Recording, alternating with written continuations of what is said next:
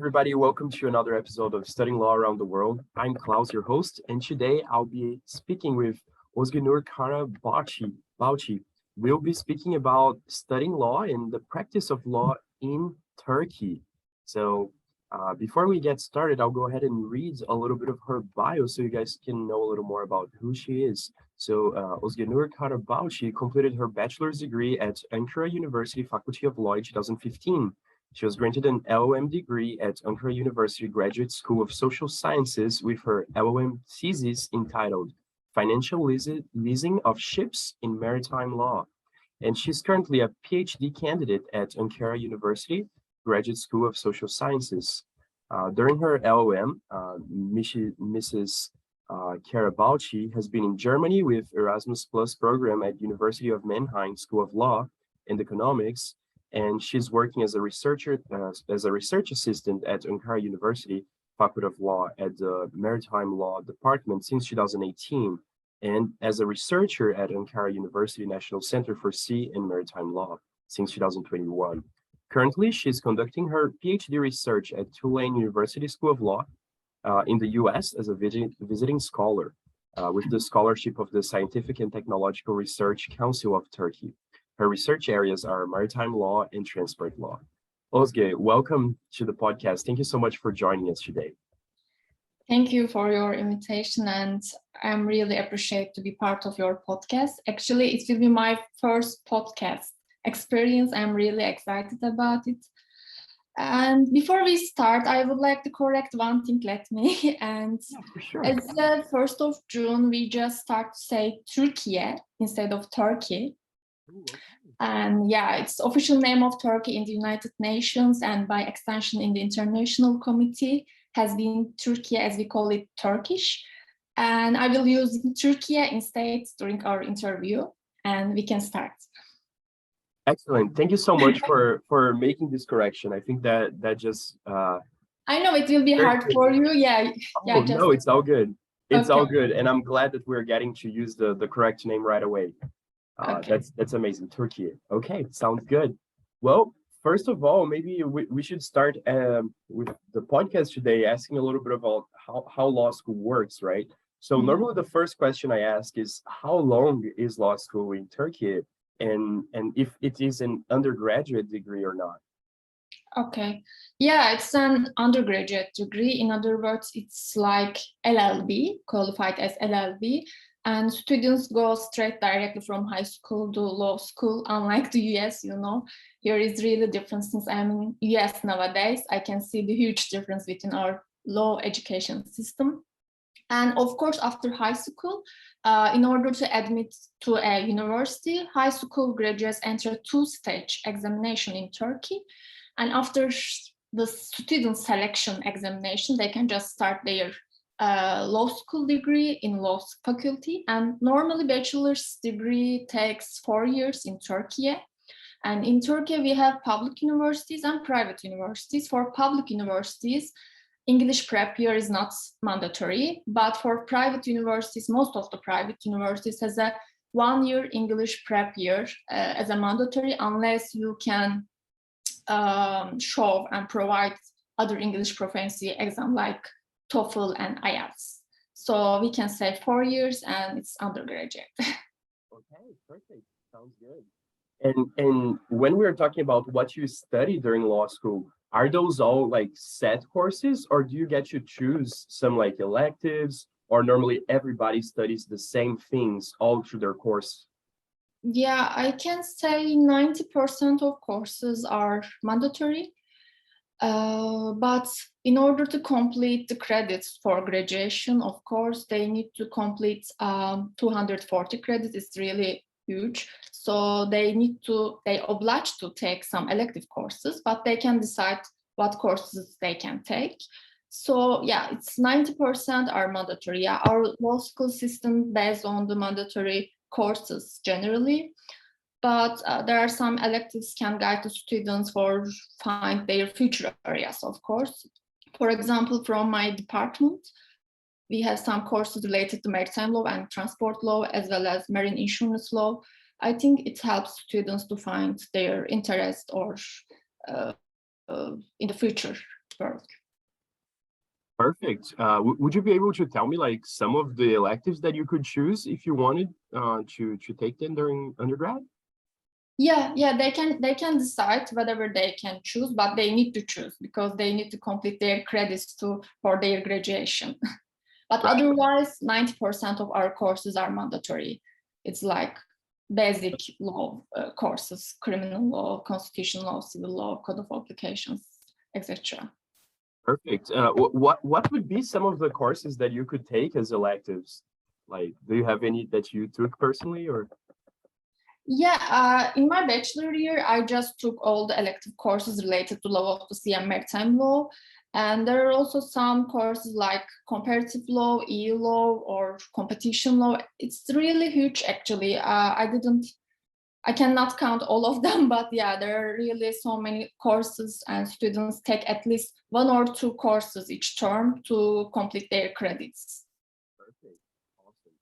Well, another quick question that came to my mind as well. Now, imagining how many credits you got to take. Do you normally have classes all day long, or are they just like in a period of time? Are they like in the morning and afternoon, or just how does that work? It's really classic law education system. It's all day. It starts with, I think, at 9 a.m. until 5 p.m. And most of the courses, I think in weekdays, all weekdays, they have courses Okay. like working hours. Perfect. And is there any kind of dress code for the law school? Do people are required to wear a suit or something like that? No, there is no dress code at all law schools in Turkey. Of course, it will be appropriate for the general society or something, but otherwise there's no dress code. Excellent. Okay. And what are some of the requirements for you to become a lawyer? Do you have a bar exam? How does that work when you want to qualify to be an attorney? Yeah, normally I can say there's no bar exam, but nowadays things are a little bit changed. I think we are expecting an exam, but I think it's not like a bar exam.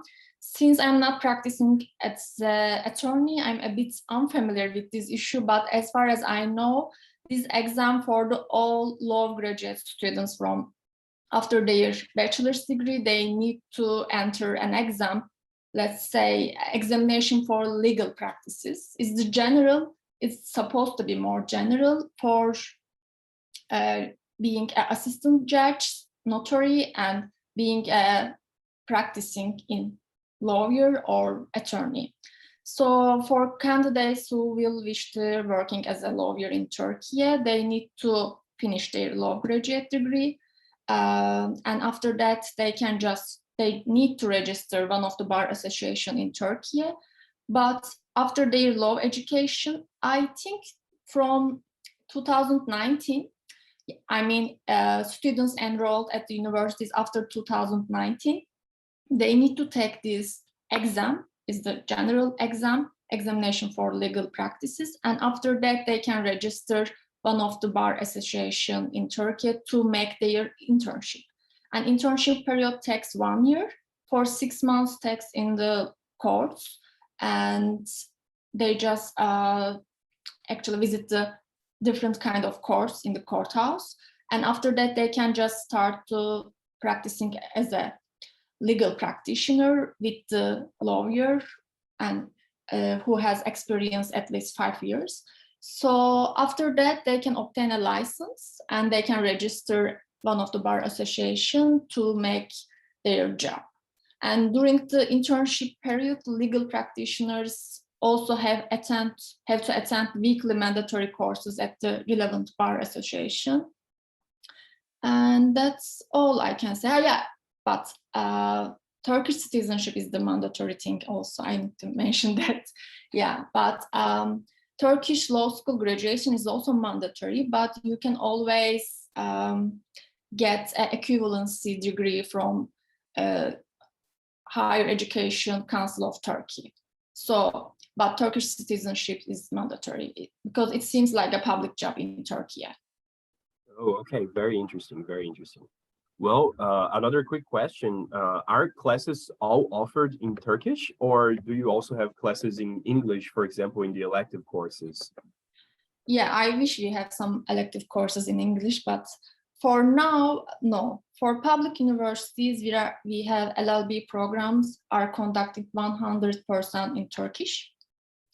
But for private universities, as far as I know, because my university is a public university, I know my university is better.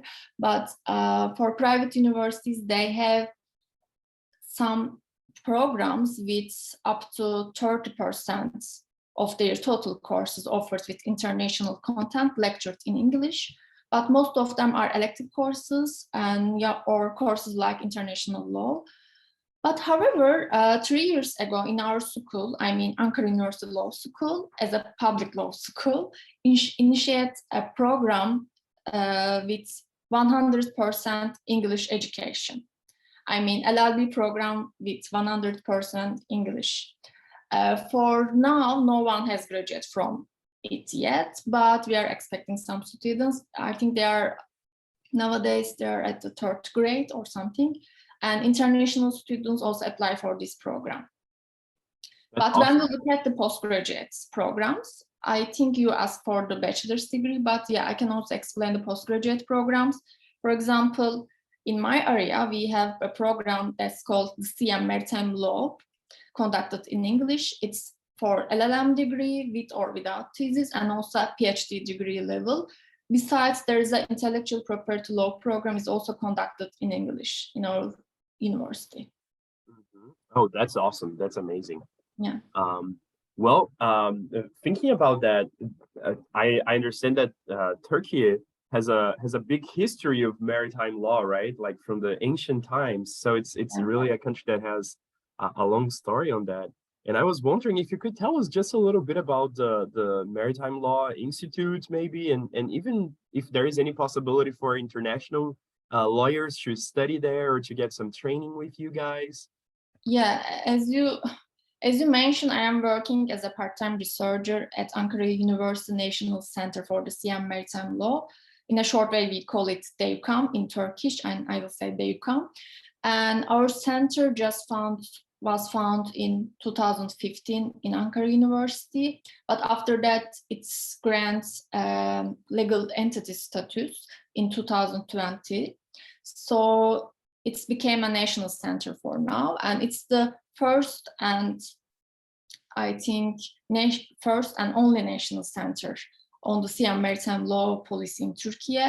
So our center mainly organizes some international workshops, symposium, and participates and collaborates all of the other institutions all over the world. Like they are really reputable institutions like Rhodos Academy, it's Oceans Law and Policy of Rhodos Academy, and International Maritime Institution of the Law of the Sea, it's called IMLI, can be counted. And it's conduct some projects and publish some journal and so many things, and gathers everyone related to sea and maritime law together nationally and internationally. And we are running some, actually, Ankara University Graduate School of Social Sciences has been started to run LLM and PhD program on the sea and maritime law, but we support its program and we organize all the things about this program, I think. And for students, I mean the international students interested in this area, I highly recommend to apply for our programs.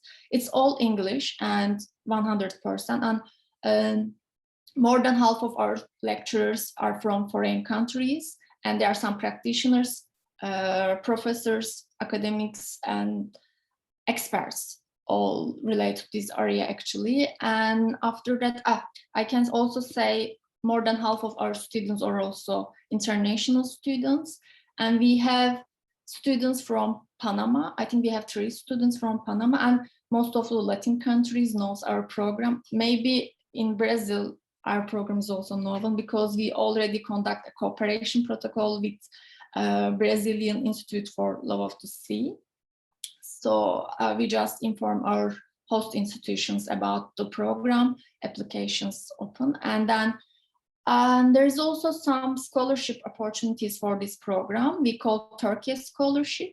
It's supported by government actually, and I think it's really good scholarship opportunity for students because it provides fee and flight tickets, accommodation, health insurance, and etc. Everything, I think.